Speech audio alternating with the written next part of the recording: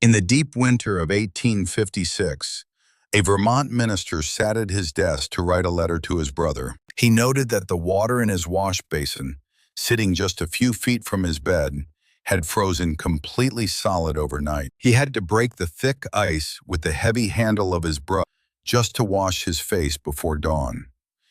That wasn't unusual.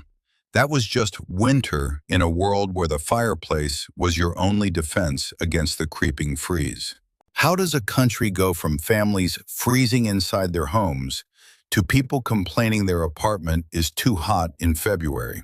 It starts with something as simple as a stone hearth that barely functions. We tend to romanticize the colonial fireplace as a glowing hub of warmth, comfort. The reality was a brutally inefficient piece of engineering that actively fought against the people trying to use it. A standard open hearth runs at roughly 10 to 20% heating efficiency, depending on the draft. For every 10 logs you burned, the heat from 8 or 9 of them went straight up the chimney. And a roaring fire needs oxygen, pulling freezing air from every gap in the walls right across the floorboards. If you sat by the fire, your face would practically blister from the radiant heat while your back remained frozen. People would constantly rotate like meat on a spit just to keep their core temperature stable during a severe blizzard. Ink would freeze on the quill as people tried to write, sitting just a few yards from the dancing flames. You could never let the fire go out because relighting it with a tinderbox took agonizing, freezing minutes. The hearth demanded constant vigilance, pulling the entire family into a tight, miserable semicircle just to survive the night. A moment of carelessness could mean waking up to a dead hearth and a lethally cold room. It was a localized survival zone in a house that otherwise actively wanted to freeze you. But if the main living space was this harsh, the rest of the house was a genuine horror story. Leaving the glow of the fire meant entering a zone where the temperature matched the snowy woods outside. Hallways and staircases were essentially wind tunnels, funneling the bitter chill directly into the unheated upper floors. The bedroom, a place we associate with cozy rest, held an air of stillness that felt genuinely, physically dangerous. Waking up with thick frost on the inside of your window, or even on your blankets, was entirely common. Getting into bed required serious preparation, relying heavily on brass warming pans filled with hot embers from downstairs. You would slide the pan rapidly between the icy sheets to take the edge off before quickly climbing in. If you lingered, the sheets would rapidly lose their heat, leaving you shivering uncontrollably under layers of heavy wool. Nighttime survival dictated strange customs, like the bizarre colonial practice known widely as bundling. Young courting couples would share a bed for warmth, fully clothed, separated only by a heavy wooden board placed between them. It sounds scandalous today, but it was a deeply practical solution to a life-threatening problem where heat was precious. Infants and the elderly were particularly vulnerable in the dark, unheated corners of these drafty wooden houses. A severe, sudden drop in temperature could quietly claim a fragile life by the time the morning sun rose. Surviving the night was never guaranteed if the temperature plummeted unexpectedly below zero. To endure the darkest months, families had to make a drastic choice: abandon the rest of the house entirely. They retreated into a single designated area, commonly known as the keeping room, to consolidate their limited thermal energy. This was the central hub, combining the kitchen, the dining area, and the sleeping quarters into one dense space. 6, 8, or even 10 people might eat, work, and sleep within a few feet of the central fire. Privacy was a luxury no one could afford, because survival meant sharing body heat and breathing the same air.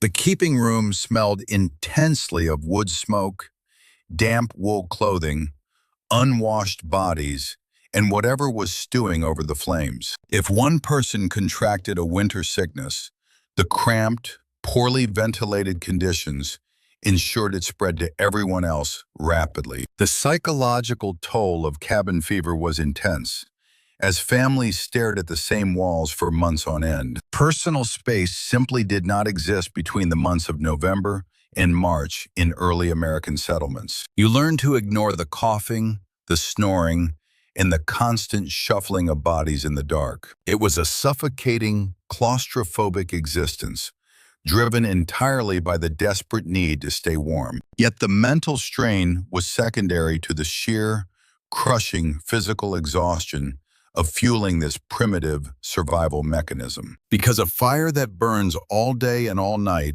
demands an absolute mountain of heavy, dry wood. Keeping a home above freezing was a relentless, backbreaking, full-time job for the entire household, and nature was running out of fuel to provide. By some historical estimates, a typical northern family burned roughly 18 to 20 cords of wood per winter season.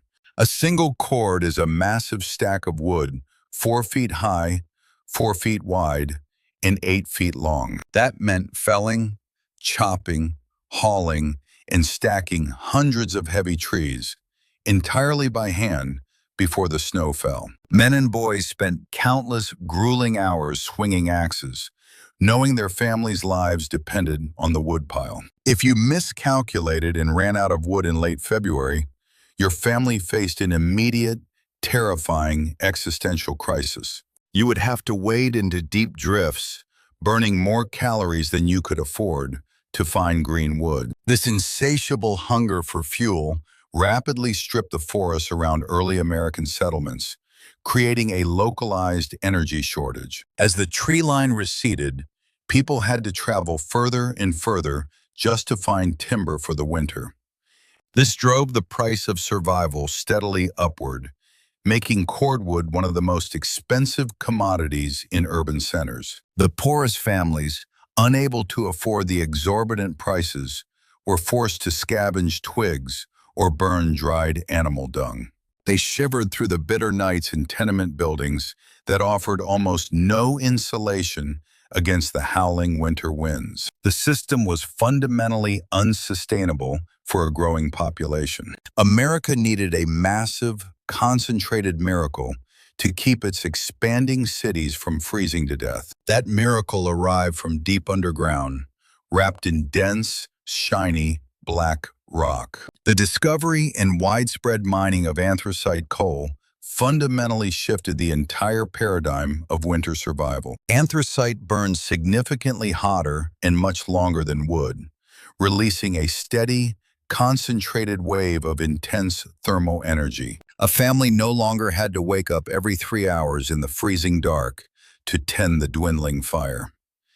A well-banked coal fire could easily last until morning, offering a level of convenience previously unimaginable to humanity. It was a denser, more powerful form of heat that could penetrate deeper into the freezing corners of a room. But this newfound convenience in the living room was paid for in blood and soot deep beneath the Earth's surface.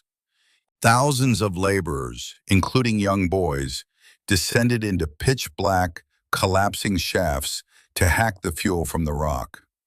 They worked in freezing water and toxic dust, risking lethal gas explosions on a daily basis. All of this brutal, unseen labor happened just so a family in Philadelphia could enjoy a warm, comfortable parlor. The fuel itself was undeniably revolutionary, changing the way cities functioned during the darkest months of the year. But it quickly exposed a glaring, dangerous flaw in the traditional heating technology of the time. Coal was absolutely terrible in an open masonry hearth, requiring immense drafts to burn properly. It created toxic, choking fumes that would quickly fill the home if the chimney didn't draw perfectly. To harness this new power, society had to trap the fire inside an enclosed, heavy iron box. The cast iron stove quickly became the new mechanical heart of the 19th century home, replacing the traditional masonry fireplace. Building on early, flawed designs like the Franklin stove, these new units radiated intense heat in all directions. They dramatically increased efficiency, extracting far more usable warmth from the coal than an open chimney ever could. You could finally heat a room evenly, allowing people to sit away from the fire without freezing their backs. It fundamentally changed domestic architecture, allowing families to spread out slightly more during the winter months.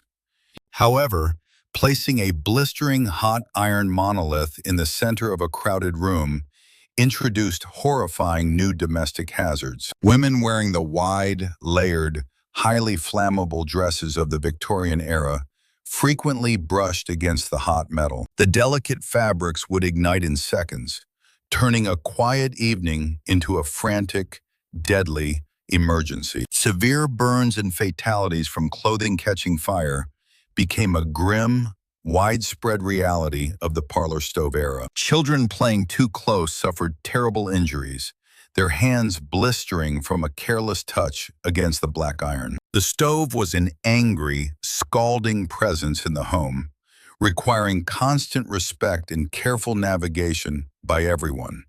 And despite its formidable, dangerous power, the parlor stove still only successfully heated one or two adjoining rooms.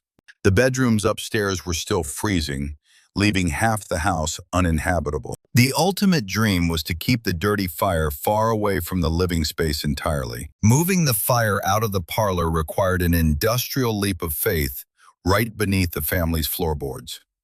In the late 19th century, the wealthy began installing the first true central heating systems, relying on steam power. A massive coal-fired boiler in the basement heated water, sending pressurized steam up through heavy pipes into cast iron radiators. For the first time in human history, warmth arrived invisibly, radiating steadily from a cold metal fixture. You could walk into a bedroom in January and feel comfortable ambient heat, completely changing the winter experience. The clanking, hissing radiator became a status symbol, pushing the cold definitively back to the other side of the glass. Families no longer had to huddle in a single keeping room.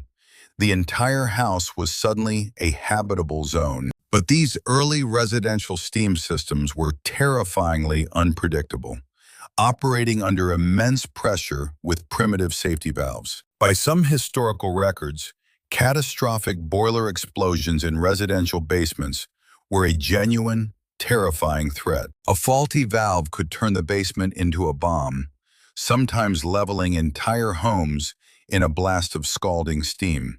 A basement boiler was essentially a localized steam engine, requiring a knowledgeable caretaker to maintain the precise pressure. Large apartment buildings hired dedicated stokers who worked in infernal, subterranean rooms, shoveling coal round the clock. They were the unseen operators maintaining the beast that kept the tenants above them comfortably alive. We had finally defeated the chill of the house, but the victory came with a massive atmospheric cost. The collective cost of millions of individual coal fires was about to literally choke the sky above them. By the dawn of the 20th century, the winter sky in places like New York or London was a bruised yellow.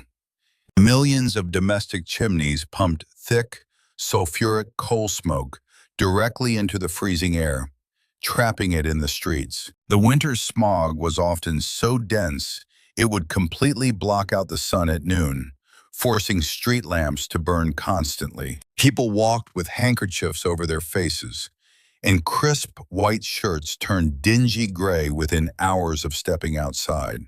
The respiratory toll was staggering. Winter wasn't just brutally cold anymore, it was highly toxic to the human lung. Tuberculosis, severe bronchitis, and pneumonia thrived in these dark, polluted environments, claiming thousands of lives every single season. The very fuel that prevented people from freezing in their sleep was slowly poisoning them when they walked out the door. It was a brutal paradox.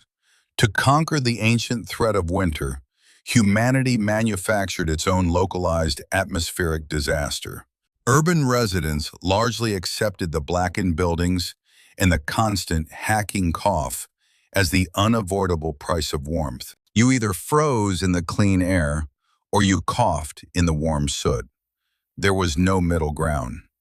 It would take decades of technological refinement and the advent of natural gas grids to finally clear the smoke. We had to move the fire even further away, outsourcing the combustion to places we couldn't see. And in doing so, we traded one kind of danger for a completely different kind of vulnerability. We moved the fire to massive power plants miles beyond the city limits, out of sight and out of mind. The sleek thermostat replaced the heavy coal shovel, reducing the act of survival to turning a small plastic dial. Invisible energy flows silently through the walls, heating our homes without us ever seeing a single flame or speck of ash. We became so perfectly insulated from the process that we forgot what a terrifying adversary the cold actually is.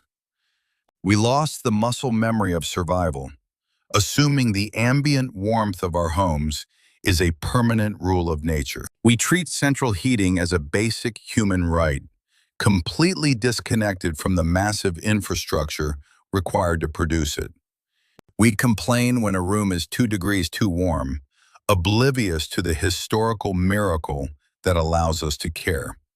The transition from wood to coal to invisible gas wasn't just a simple, linear change in the fuel we used. It was a fundamental shift in how human beings understood their relationship to nature and the changing of the seasons. We stopped adapting to the winter and decided to engineer it out of existence entirely. But this engineering created a new kind of modern vulnerability, one we rarely acknowledge until the system suddenly breaks down. Because the technology changed, but the fundamental, brutal reality of the cold outside never actually went away. We just built a very thin, very fragile wall of drywall and electricity between our bodies and the freezing wind.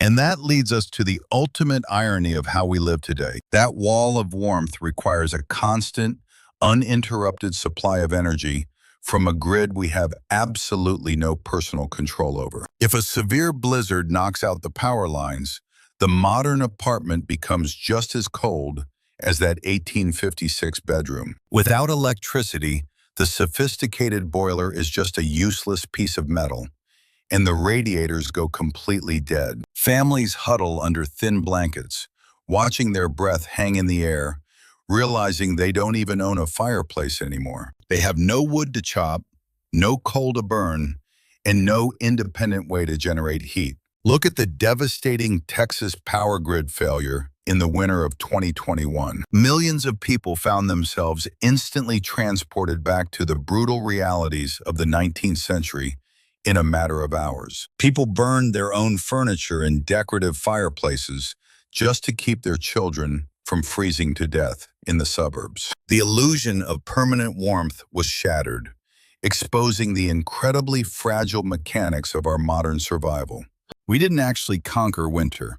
We just successfully outsourced the fire to a machine we can't fix. We traded the grueling, daily labor of chopping wood for the profound vulnerability of total technological dependence. It proved that the cold is always waiting, just on the other side of the glass, ready to reclaim the space. Heat is not a given. It is a constant, ongoing battle against an environment that wants to freeze you solid.